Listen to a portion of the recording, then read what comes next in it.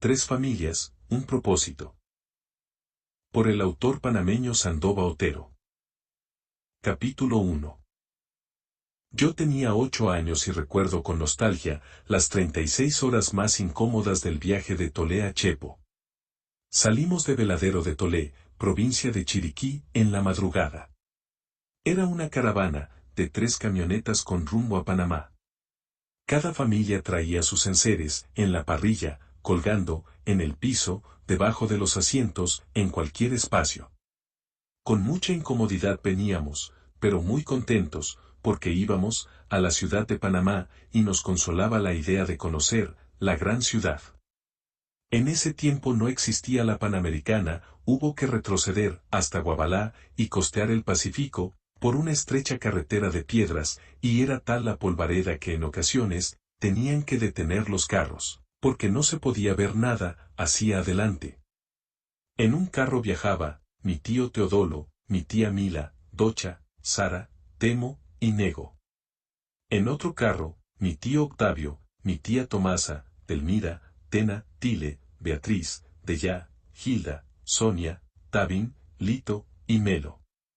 En otro carro veníamos mi papá Natividad, mi madre Elvira, Clodomiro, Darío, Chamelo, Teresa, Vidal, Gavino, yo, y un amigo de la familia de nombre Pedro Castillo. Capítulo 2. En Zapotillo se hizo una parada y se aprovechó para desayunar. Lo que se traía, recuerdo, era puerco frito, bollos y café. En Penonomé se paró nuevamente, para estirar las piernas, dijo el conductor, y se aprovechó para lavarnos la cara y los brazos, porque todos veníamos cubiertos de polvo. Y seguido comer nuevamente.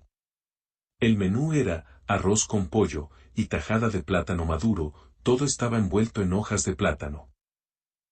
Faltando poco para anochecer llegamos al fascinante canal de Panamá, y como no había puente, hubo que esperar que se llenara una gran barcaza, que servía de ferry, para cruzar a todo el que venía del interior, a la gran ciudad capital. Allí se apretujaban los carros, motos, bicicletas, todo esto era un espectáculo. Y les recuerdo que un año antes, no llegábamos al 1.000.000 de habitantes en Panamá, ya que el niño millón nació, el 4 de septiembre de 1958. Capítulo 3. Una hora después ya estábamos en el terraplén. Ese lugar para nosotros era impresionante, se escuchaba una algarabía, y habían tantas personas en diferentes actividades, y como era de noche, nuestros padres y tíos se pusieron nerviosos con las personas que deambulaban y algunos nos rodearon en forma maliciosa, y como ellos traían el dinero de la venta de las propiedades que habían vendido en Chiriquí, deciden no quedarse, y como estaba cerca el parque de Santa Ana, se acordó bajar todo en el parque. Y para cenar se compró pan, pescado frito y refrescos. Los adultos no durmieron cuidando sus pertenencias, porque también en ese lugar merodeaban personas. Por suerte, había policías que hacían rondas, para tranquilidad de ellos. Recuerdo que mi papá traía el dinero, de las ventas en una chácara que le abultaba dentro de la camisa, eran puros pesos, y monedas, debe ser que en ese tiempo en los campos no había papel moneda. A nosotros los pequeños nos acomodaron en las bancas del parque, hasta que amaneció. Luego se contrató un enorme bus, con capacidad para 2 familias, y continuar el viaje hasta Chepo. Los enseres se acomodaron en la parte trasera del bus, en el pasillo, y en cualquier espacio. Nos tocó comer un refrigerio dentro del bus, galletas, jugos, y golosinas. Capítulo 4. Mi tío Teodolo y su familia se quedaron, donde un pariente que tenía casa cerca del parque de Santa Ana.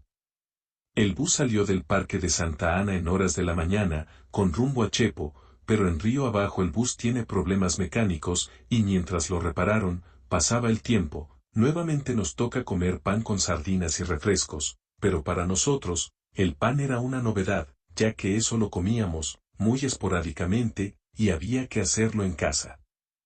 Luego que se reparó el bus, el conductor dijo que mejor no iba, y que se bajara todo, porque no le era rentable lo que estaba cobrando por el viaje, y que la carretera de Chepo estaba muy mala, Al momento llega un agente del tránsito en una moto, y pregunta por qué, están detenidos. Alguien le dice que iban para Chepo, y que ahora el conductor se negaba a seguir.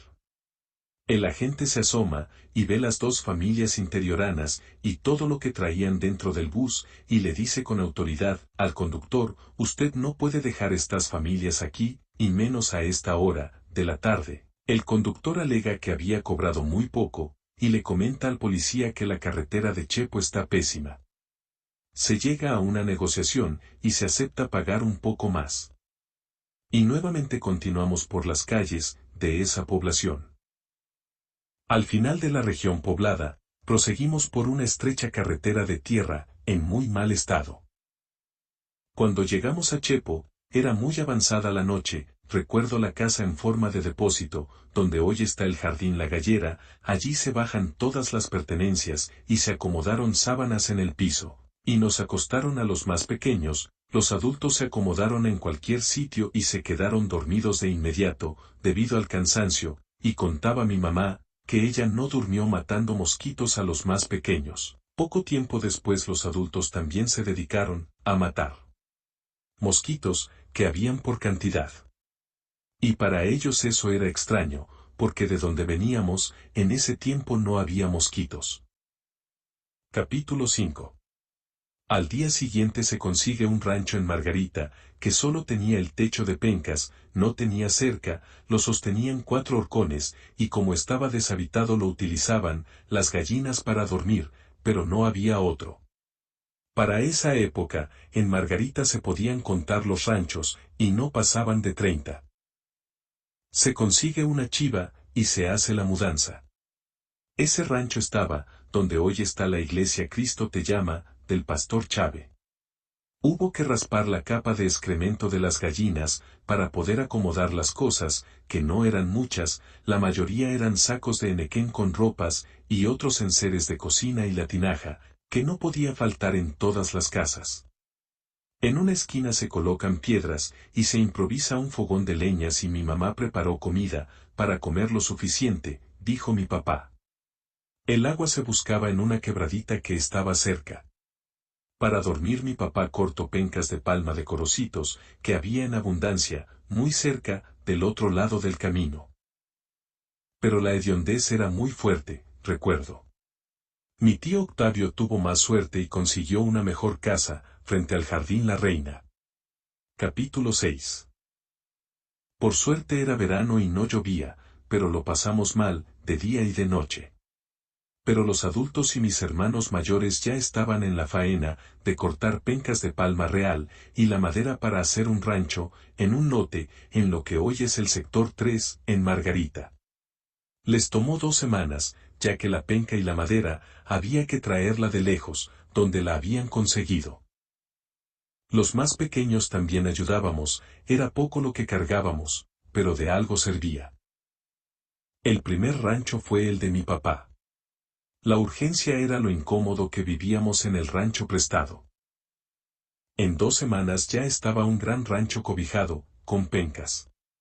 Un jorón servía de cama, para dormir ya que no tenía cerca, pero así se hizo la mudanza. La casa nueva tenía un enorme lote de terreno, y árboles que servían de sombra.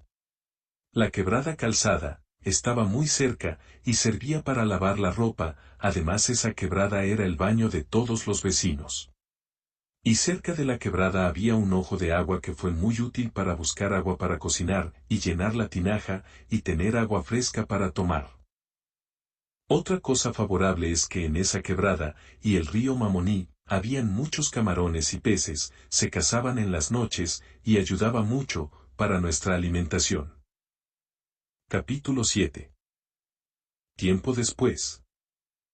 Terminaron la construcción de los 2 ranchos de mis tíos, Octavio y Teodoro Otero. Ambos ranchos muy cerca de nosotros.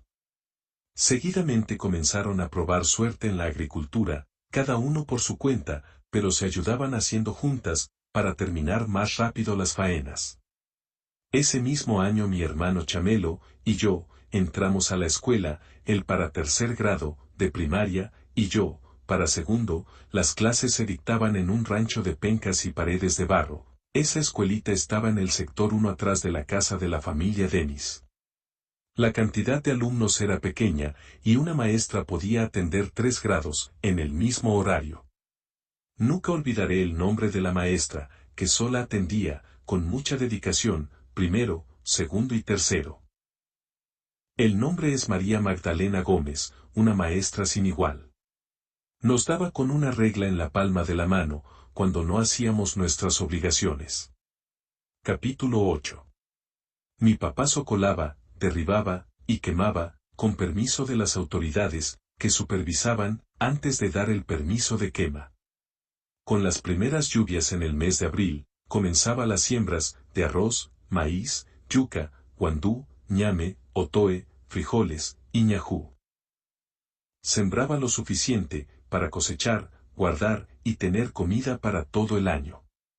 Mi hermano Chamelo y yo íbamos a la escuela en la mañana, y como era cerca, les llevábamos el almuerzo, a mi papá y mis hermanos mayores, y nos quedábamos ayudando, hasta las 4 o 5 de la tarde, según el tiempo. Esa faena era todos los años, utilizaban la parcela que conseguían, y la entregaba el siguiente año. Siempre buscaban en otro lugar, para ver si tenían mejor suerte, y la fertilidad del terreno los acompañaba. El compromiso era no utilizar el terreno más de un año, y lo interesante es que todos los alrededores de Chepo y Margarita eran terrenos nacionales, y los más vivos los iban acaparando, con la anuencia de las autoridades de aquellos tiempos. Capítulo 9. También recuerdo que, cuando cursamos para 4º grado, nos tocaba ir a Chepo, a recibir las clases, 2 turnos diarios de 8 a 12, y de 1 a 4. El recorrido había que hacerlo a pie, porque en ese tiempo, no había transporte para ir a Chepo, y a veces llegábamos tarde porque en horas de la tarde, aprovechábamos, para darnos un chapuzón, en un charco del río Bonete que estaba en el camino. Recuerdo con exactitud que el 9 de enero de 1964, hubo un incidente, entre los estudiantes del Instituto Nacional, y los acantonados en la zona del canal, que duró varios días, provocando muchos heridos y varios muertos. El presidente Rodolfo F. Chari rompe relaciones con Estados Unidos. Yo no tenía idea de lo que estaba pasando, pero mi padre sí estaba pendiente, y seguía las noticias con un radio, que se llevaba para el arrozal, que estábamos cosechando. Ese arrozal estaba en un lugar llamado Unicito, el radio se ponía encima de un tronco para poder escuchar todo al momento. Después comprendí, la magnitud del problema, para nosotros los panameños. Capítulo 10. El anhelo de mi papá era tener su propio terreno donde trabajar él y sus 7 hijos varones, porque acá nació Lázaro, el más pequeño de todos. En el año de 1965, mi padre compró un derecho posesorio de un terreno, en un lugar muy distante llamado Charraré. Pero ya estaba sufriendo quebrantos de salud. Pero montado en un caballo, iba para ver lo que por fin era de su propiedad, donde podría sembrar de todo, tener ganado, y sembrar frutales. Yo lo acompañaba, y lo veía ilusionado, con un futuro prometedor, me lo hacía saber, pero se notaba que la salud lo estaba afectando. En ese mismo año de 1965, llega una empresa llamada Tabacalera Ismeña, S.A. y se instala en Margarita, en unos terrenos cerca del río Mamoní. Se puso en práctica el sistema de colonos, se financiaba la siembra de tabaco y luego de cosechado, secado, clasificado y empacado lo compraban, para la fabricación de cigarrillos Viceroy. Eso trajo empleomanía para hombres, mujeres y adolescentes. Yo aprovechaba, los fines de semana, para ganarme algo, clasificando o amarrando tabaco. Para el campo no me daban trabajo, porque estaba muy joven. Pero el día 3 de noviembre de 1966 llovió tanto en la cordillera y en el Cerro Salamanca, donde nacen 4 ríos. El Mandinga hacia el norte. El Chagres hacia el oeste. El Pacora hacia el sur, y el Mamoní hacia el este. Esa noche llovió tanto que se inundaron el río Pacora, y el río Mamoní, y desgraciadamente perdieron la vida muchas personas, adultos, y niños. Todos eran familias que vivían cerca de las márgenes de los ríos Pacora y Mamoní. En ese tiempo ya habían familias viviendo en las diferentes parcelas, donde se esperaba el verano para sembrar tabaco. Esa noche el río Mamoní, convertido en monstruo, arrasó con todo a su paso. Y se llevó los hornos con familias dentro. Algunos nadaron distante, hasta tierra firme. Una pareja que tenía 2 niños lograron treparse encima de unos troncos que flotaban, y con la oscuridad no sabían qué suerte les deparaba el destino. La mujer logró llegar a un remanso con su niño, el hombre llegó después, pero no pudo sostener a la niña que llevaba. En otro lugar dormía una señora con 2 niños. Lastimosamente murieron los 3. El día 4 muy temprano nos percatamos que donde había una quebrada, ahora estaba un enorme lago, de varios kilómetros. Cuando bajó la creciente, nos pusimos a buscar y se encontraron los cadáveres, 4 en total. Después nos enteramos que en un caserío que estaba a orillas del río Pacora, murieron 22. Capítulo 11. Con la tabacalera hubo mucho trabajo, y la economía mejoró moderadamente, en Margarita. Mi hermano mayor y mi tío Octavio calificaron para ser colonos y se le asignó una parcela a cada uno. Las familias fuimos beneficiados con trabajo y un salario semanal. Pero siempre hay un pero. Las tierras no eran apropiadas para sacar la calidad del tabaco que se requería para seguir sembrando en este lugar. En los siguientes años nos mudaron cerca del río Pacora, pero fue igual, el tabaco crecía normal, pero después de secado era de mala calidad. Capítulo 12. El 11 de octubre de 1968, le dan golpe de estado al doctor Arnulfo Arias Madrid, con solo 11 días de haber sido electo presidente de Panamá. El golpe de estado fue hecho por la Policía Nacional, y comienza un proceso revolucionario en el país, y de inmediato nombran a Omar Torrijos, y le dan el título de jefe de Estado. Se propician muchos cambios y se da inicio a una gesta de liberación, al enclave colonial de los norteamericanos en la zona del Canal. El 20 de julio de 1969, fuimos testigos de un gran acontecimiento: la llegada del hombre a la Luna. La nave espacial Apolo 11 tripulada por 3 astronautas logra la proeza de llegar a la Luna, y el hombre por primera vez logró posarse sobre la Luna, y mi generación fue testigo de semejante acontecimiento. En el año de 1972, la compañía tabacalera decide abandonar la faena, y se marcharon de esta región.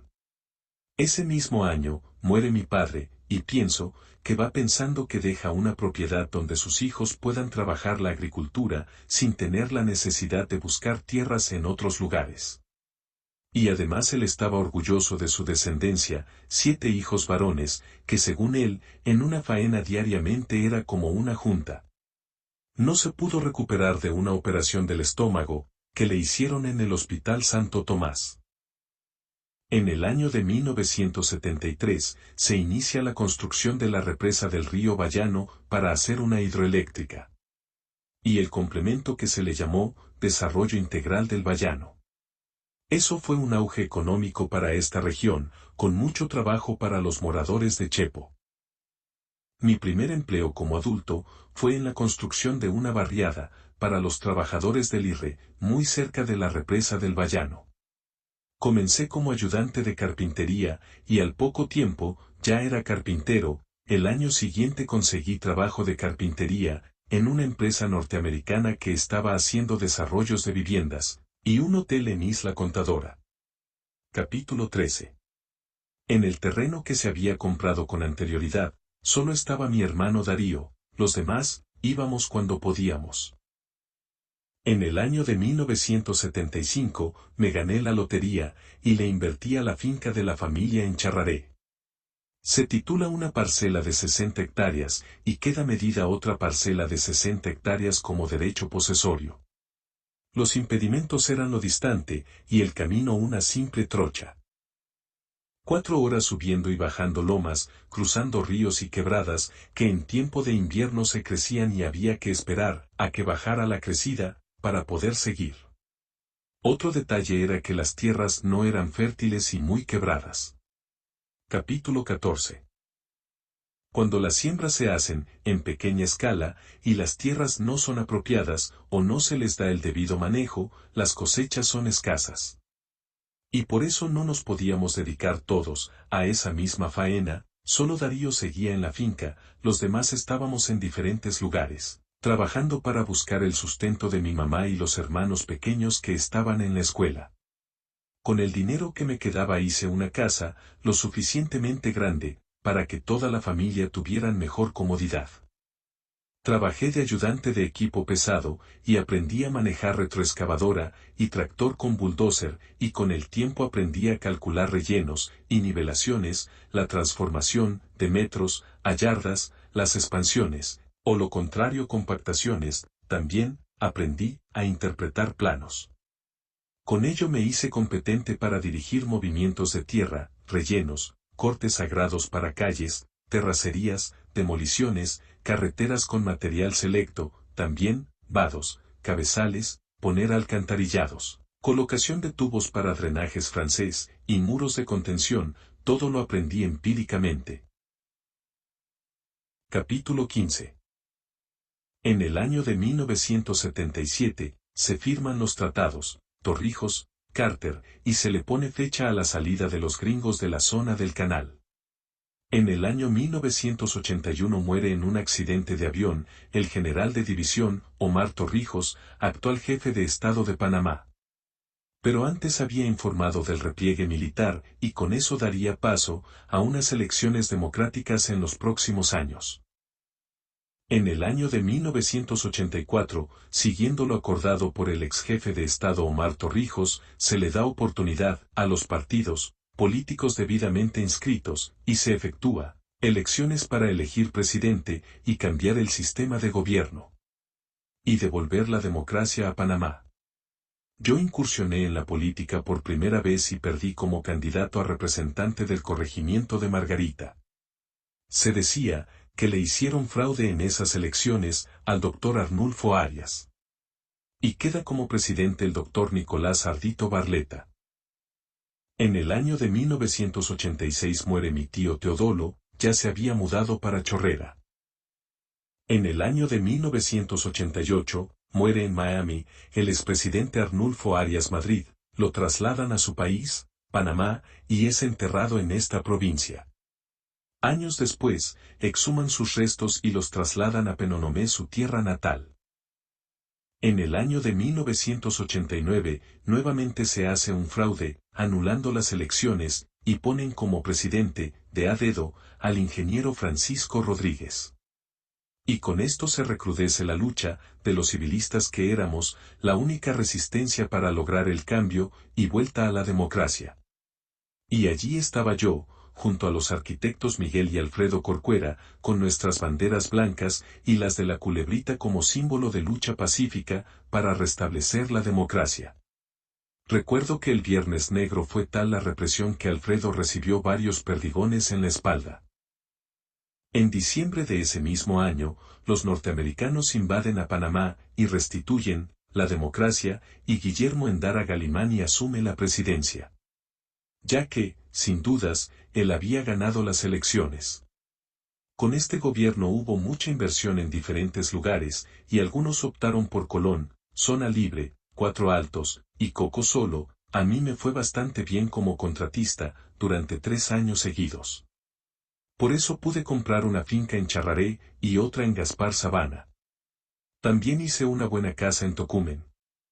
En el año de 1994, participé como candidato a legislador en el circuito 810 y perdí abrumadoramente. Capítulo 16. En el año de 1995 decidimos por mayoría vender la propiedad ubicada en Charraré, por los motivos antes mencionados, ya que esta región es totalmente olvidada en cuanto a inversión estatal. También vendo la finca de Gaspar Sabana, y compro una propiedad cerca de Margarita en un lugar llamado Bonete. Pensando en cumplir mi sueño de hacer una cabaña, para mi retiro. En el año de 1999, ganó las elecciones para presidente, Mireya Moscoso, la que fue esposa del fenecido, y 3 veces presidente de Panamá, y 3 veces derrocado, Arnulfo Arias Madrid. A ella sí la dejaron gobernar su periodo completo. En el año 2000 le tocó la reversión del canal y además de las esclusas, también recibe todas las instalaciones de la franja canalera. Habíamos esperado 23 años para que esto se cumpliera y fue una fiesta nacional, porque eso significa soberanía total. En el año 2001, muere mi tía Mila también en Chorrera. Los siguientes 5 años, me fue mal, así que me tocó manejar taxi en la ciudad capital. En el año de 2006 volví a los movimientos de tierras en Colón, Cuatro Altos, y otros trabajos, como caminos de penetración en lugares de difícil acceso. En el año de 2006 muere de un infarto mi hermano Vidal. En el año de 2011 muere mi querida madre. Capítulo 18. En el año 2012, con el gobierno del presidente Ricardo Martinelli, el país es beneficiado, con muchas inversiones. Yo logré ser proveedor de la compañía Ibete Group, en la construcción del Hospital Anita Moreno. En la Villa de los Santos, comencé haciendo las demoliciones de los edificios antiguos, movimientos de tierra, excavaciones y rellenos, hasta nivel de piso, cortes y nivelaciones para las calles. Traslado de tanques, para reserva de agua para varios hospitales, que se construyeron en todo el país, Chiriquí, Veraguas, Herrera, Los Santos, Colón. En Darién, también hice movimiento de tierras y rellenos, nivelaciones a grados para pisos y calles, en la construcción del hospital de Metetí. Para poder cumplir, me turnaba 3 días en Los Santos y 3 días en Darién. En el año de 2013 muere mi tío Octavio y pocos meses después muere mi tía Tomasa. Con ello se completa la partida de los patriarcas, ya solo quedamos los hijos de esa generación. Con el compromiso de cumplir el propósito, pensado por ellos, cuando deciden dejar su tierra natal en Chiriquí. Pienso que se fueron pensando, que la vida, es muy corta para cumplir las metas, pero nunca perdieron la fe, en el éxito de los que vienen atrás. Capítulo 19. En el año 2015 nuevamente hubo una recesión económica, y aproveché para construir la cabaña soñada, para mi retiro. También hacemos algunas mejoras, en la finca El Paraíso. Se le hace remodelaciones a la casa de Margarita, incluyendo una carnicería, que en honor a mi mamá se le pone el nombre de Mamá Illa. El año del 2016 fue muy triste para mí porque en diciembre perdí a mi hija querida de nombre Milisa, era la mayor. En el año de 2019, nuevamente, hago campaña y participo en las primarias como candidato a representante del corregimiento de Margarita, pierdo, pero gano mi candidato a presidente, después me nombran director regional del Instituto de Mercadeo Agropecuario en Chepo. En el año 2020, nos tocó enfrentar una pandemia mundial. El país se ve abocado a una emergencia nacional, a nosotros nos tocó la recepción y despacho de las bolsas y alimentos del Plan Solidario, para el circuito, 8.4, ahora 8.1, por 2 años sin parar. En ese tiempo lo peor que le podría ocurrir a una persona era enfermarse, porque los hospitales estaban repletos de enfermos de COVID. Pero a mí me tocó enfermarme, pero así seguí, haciendo mi parte en la junta técnica, que era la que estaba al frente de las entregas casa por casa. También manejamos un plan de asistencia social para los enfermos de COVID, y enfermos de otros padecimientos. Como director regional logré apoyar siempre que podíamos a varios productores de tortilla, cañita, y otros corregimientos, con el traslado de sus productos hasta Merca Panamá, librándolos del costo del flete. También logramos en compañía de una funcionario del MIDA, una exposición de productos elaborados por emprendedores del área, y productores, con fines de entrar a los grandes mercados de Acovipa. Algunos lo lograron. Faltando un año, para que termine el gobierno, dejan sin efecto mi contrato, porque no quise mezclar mi trabajo con la política. Capítulo 20. En el año de 2024. Después de analizar los candidatos para presidente, mi familia y yo decidimos apoyar a Ricardo Martinelli, y a todos sus candidatos, a elecciones popular, y presta la casualidad, que en ese matraqueo de los políticos, Inhabilitan a el candidato principal, a presidente Ricardo Martinelli, y sube el suplente Raúl Mulino, le hacemos campaña, y en tiempo récord, de 2 meses gana las elecciones, también ganan mis candidatos a diputado, y alcalde, y aquí estamos esperando mejores tiempos. Para Panamá, y envejeciendo, con dignidad.